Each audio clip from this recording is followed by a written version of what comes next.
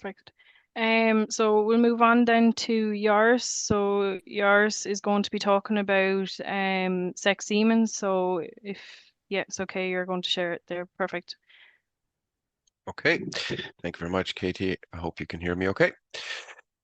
Yeah, that's Good, perfect. good, good. So I suppose we've now heard about, selecting the right genetics, I suppose, and the right cows for the right purpose and the bulls that will deliver the genetics that you're looking for. But for that to really materialize, you need to have fertile animals to start with. And a lot of that depends on your pre-breeding preparation. And whether you're using conventional semen or sex semen, if you don't have a fertile animal, it will not work. And so a lot of the pre-breeding preparation and working on the fertility already starts even before calving. But if we look at some of the key points that today we could still be looking at, you can see them on the screen there now.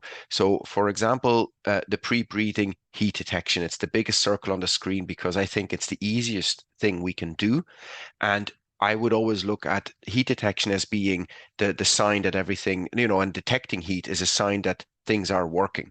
It's not guaranteeing that you have a fertile animal, but at least the animal herself, she is doing her best to get a normal cycle going, to be bulling, to be showing heat, and then be ready for the breeding season. So the pre-breeding heat detection will flag those animals that are definitely in trouble because they are not bulling, whether it's a silent heat or whether there's nothing actually happening. Those animals will be picked up through pre-breeding heat detection.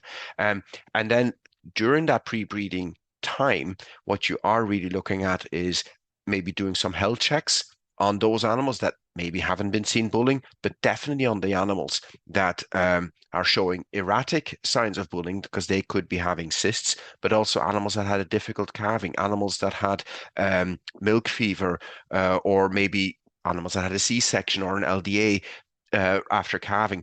Those animals definitely need to be seen by, I would say, a vet preferably, but if you have somebody scanning cows for you and they would be able to check out those animals, they might at least be able to tell you whether or not there is some activity on the ovaries of the animals and if there is something that needs to be followed up then. Because if you do that today, you still have a couple of weeks to sort out those animals and try and get them into that normal fertility cycle by the time breeding actually starts. Obviously, right now is also the time to look at your cow selection, not necessarily from the genetic perspective, the way it was put to you by Paul and Kay, but actually from animals that last year you maybe thought, oh, there was a few issues with them. They've had a couple of cases of mastitis, they're chronically lame, whatever. I don't like the look of her. She's not an easy cow to deal with. She's a very slow milking cow. Those sort of things that right now you select the cows that are not going to be used for breeding because it's much more difficult that once you're in the breeding season and they are in calf to actually then roll back on that. So if you can make a selection now, that would be ideal. And you can use your data from the milk recording for that. There's also a functionality in ICBF which is completely underutilized, which is called the cow's own worth. And that will actually tell you which cows are pulling their weight and which ones are costing you money in the herd. Sex semen decisions, we'll come to that in a minute, and I'll give you a bit more detail on that. The same on the vaccines. Now is the time to be doing your pre-breeding vaccines. Don't leave it until the breeding season is about to start because it'll be too late and you will not get the full cover from the start of the breeding season. But there are some tweaks you could do if you're running short on time. Somebody else has already mentioned the sire selection. I won't go through that again. But overall, your pre-breeding animal health is really important and it ties in with your pre-breeding nutrition. And your early lactation nutrition of those cows. And we'll talk about that a little bit as well. And there is a point here about synchronization of heifers. If that is something that you would like to do, make sure you have it talked through with your vet because ultimately they are going to be the ones providing you with those products and they'll be the ones guiding you through what is the best timing of using that if you want to go down that route. So if you go to the next slide, I want to touch on four key points. Okay, yeah, thank you, that one. So in the top left corner, that's really about actual disease control. And most of the Tirlan milk suppliers, they make use of the herd disease screening, and that provides you with results. So in the next week or two, you will actually be receiving your first results of 2025. And I would really suggest you look at those, because that will tell you where is the vaccination status of the herd at, but also has it been able to control diseases? You might see that over the winter, something like an IBR or something like a lepto actually went through the herd. And you may not have noticed it, but it's interesting to see the results then on a 12-month rolling basis to see, have I seen an increase in those diseases? Because they are important. They actually impact your fertility, or at least the cow's fertility during the breeding season. Parasite control is another one. If you had a high reading for Ostertasia, stomach worms, or liver fluke back in the autumn, and you implemented a control strategy over the winter, has that worked? Well, the only way to really find that out in your milking cows is looking at those results and seeing that the result has gone from positive to negative, or to at least to low positive if you came from a high positive. So that's something that I would look at in those results. And if things haven't worked, you still have a little bit of time to correct it. If you look at the pre-breeding list there in the box number 2, the one on the bottom left, I've already mentioned that a bit. So it's about creating that list of animals that will need to be seen, just to make sure that they're okay. And if they're not, that you still have time to treat those, and that you continue on. And that's where your pre-breeding heat detection really comes into force, um, and shows the benefits. One piece I really would like to point out from an animal health perspective is lameness. We don't focus enough on lameness and the impact that has on fertility. So the graph that you see there actually has the 4 lines on it, shows you the empty rate in the herd through the breeding season. So if you look at the black line, for example, you see that one drops quite slowly, and those are animals that are lame before the breeding season, during the breeding season, and are still lame at the end of the breeding season. So a fairly high empty rate in those. You compare that to the green line, which is cows that are never lame, not before, during, or after the breeding season, and you can see their empty rate drops much quicker, and they have a much lower empty rate at the end of the breeding season. The yellow line are cows that start off lame but come right, and during the breeding season actually catch up in fertility anyway with the green line. Whereas the red line are cows that start off sound, so they're sound before the breeding season, but as the year progresses, they actually become lame, and ultimately their fertility really suffers, and they have as bad of a fertility nearly as the ones that are always lame. So if you feel lameness is an issue in your farm, it now is the time to do something about it. Because if you can make those animals sound again before the breeding season starts, it won't have an impact on their fertility. But if that isn't possible, you can see there is a huge gap there of nearly 20% difference in empty rate between those categories. And then the last point on preparing the animals is really the number 4 there. The basic point is avoid excessive body condition loss during the pre-breeding time, right? And people will call out, oh, don't let them lose more than 0.5 in a body condition score and so on. That's only relevant if you're actually body condition scoring, right? And I strongly recommend it, but not everybody does that. There are a few other pieces you can look at, but body condition score is just a symptom, I suppose, from negative energy balance, low energy in the diet of the animals. The animals not being able to take in as much energy as they need to grow and produce milk. But there are a few other markers you can look at. If you're milk recording, you can certainly look at your milk solids. And early lactation, low protein in cows' milk is a clear indication of the cows not having enough energy in the diet. And when I say low protein, milk protein, I mean less than 3.05%. You can do it at a bulk tank level, but it's not as accurate. When you look at the bulk tank, you're probably more interested in something like your butter fat to protein ratio. So that's one where you can really see that the cows aren't able to maintain a ratio of 1.4 to 1 sort of butterfat to milk protein. And if that changes, if your butterfat sort of gets away from your protein, that means that there's, again, not enough energy in the diet for those cows. And that's where some of you may already have been contacted by the nutritionists in Tirlan, because we are really focusing on that this year through our milk solids tracker, and reporting back to you where that ratio is and how you can change the diet and keep the energy going into the cows. What you can also look at, and this is purely on the bulk tank, that you can really monitor this very easily. When you get the text message on your cell count figure, your solids figure, you'll also see milk urea being reported there. And you want that milk urea to be somewhere between 20 and 35. If this starts to rise above 35, and at the moment it shouldn't be above 35 because the protein level in the grass that the cows are grazing at the moment is manageable, and the protein that they take in through the concentrate is not excessive either. But as the spring grass starts coming, you will see the protein in the grass really increase, but the cows might not be taking in enough energy to actually digest all the protein that is in that diet. And that protein that is not digested is then wasted as urea. And it's wasted through the milk and through the urine and through the dung. And that's why the milk reading of urea will actually tell you how well are your cows able to utilize all this really valuable protein that's in their diet, whether it's being wasted or whether it's being put to good use as milk solids. And that's why we report that. But what it's also doing, urea being a waste product of the protein metabolism, is it's actually a toxin to the cow's fertility. It's toxic to the eggs that are going to be ovulating in a month or 2 months' time.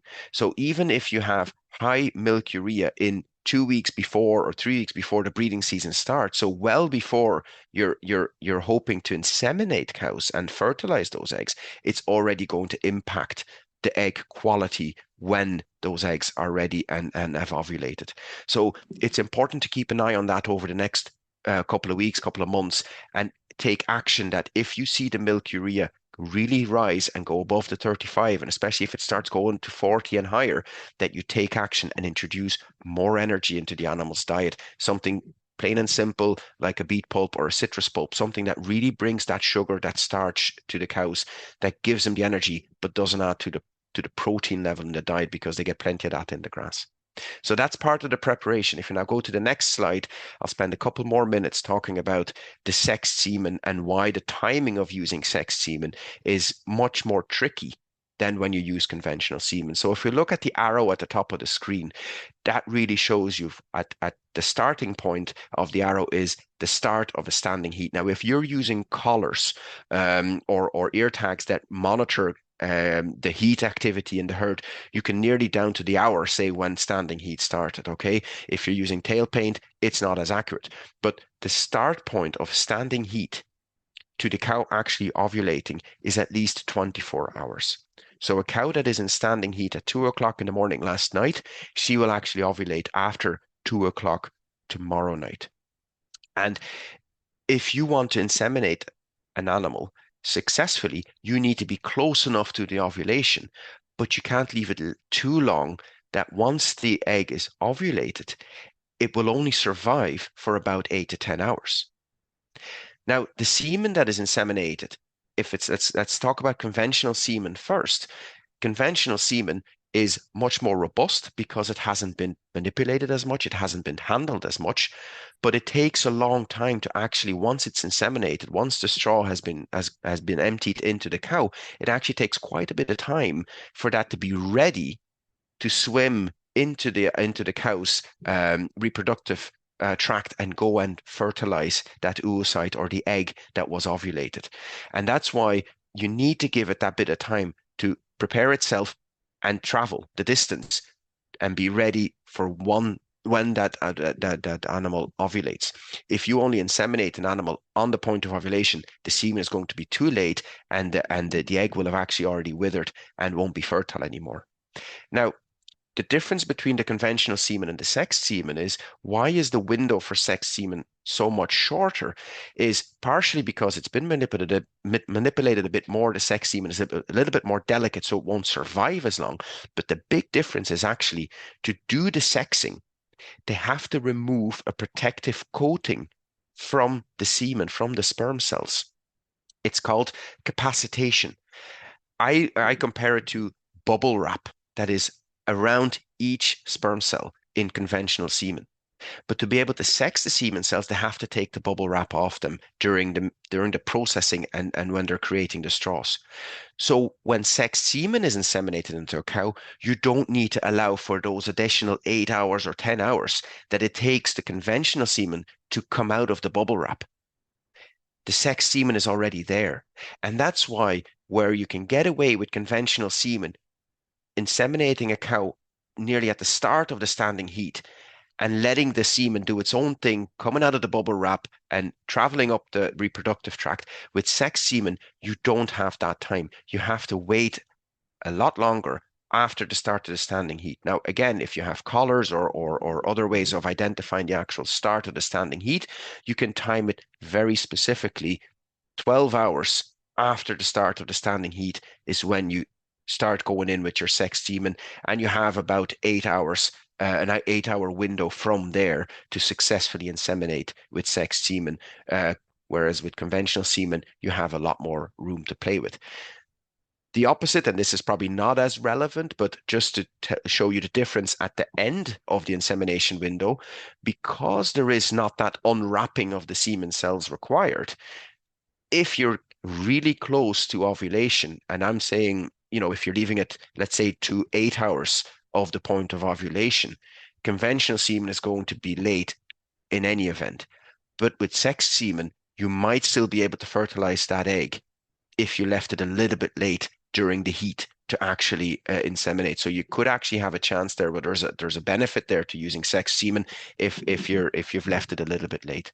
So that's trying to explain why there's such a difference between the sex semen and why the timing is much more important. That's it for me, Katie. Perfect. Thanks, Joris. So we have a question in relation to pre-breeding scanning. So the question is, when is the best time to carry this out? And should all animals be pre-breeding scanned or just the non-cycling animals? Yeah, it's a good question. In a previous life, I actually spent quite a bit of time doing pre-breeding scanning as part of a research project, and I would have scanned every cow because they obviously wanted to see, and every heifer as well, they wanted to see what's the difference 3 weeks out, 4 weeks out from the start of breeding between animals that had no issue coming out of the calving season and animals that had maybe a difficult calving or haven't been seen bulling. I don't recommend every animal is scanned in every herd, okay? From that research, it was very clear that animals that had no issues, that are well fed, that have a good mineral balance, and have signs of heat do not need a pre-breeding scan. So the pre-breeding heat detection is very important there to identify the cows that do need to be seen. I would then add, even if they have already shown signs of heat, any animal that had a troublesome calving, because there is still a chance that they have a little bit of dirt, a bit of inflammation in the reproductive tract, that even though they have already cycled, it might still need a little bit of extra care just to make sure that everything is right for the embryo to nest in there and have a calf coming out of that. The other thing I would add to that is it's a good time to look at your heifers and the weight of your heifers. So I would have scanned a lot of heifers the day after they were weighed, and any herd I went to, if the heifers were not hitting 300 kg, there was no activity on their ovaries. I'm not saying they were fertile ones to hit the 300 kg, right? They're not at the weight yet that you want them to be for the breeding season, but at least if you have them weighed now, and you know they're a bit behind, you still have 30, maybe for some herds, 40 days at this stage to try and push them on a bit. And the same goes for the pre-breeding scanning of the troublesome cows. You still have a couple of weeks now to get them treated and let them cycle once before the breeding season starts, because that one cycle will really help them reboot and go back to the start, so to speak. Yeah. No, that's perfect. Thanks very much for that, Joris, and thanks, Kay, for running the slideshow there. So we're going to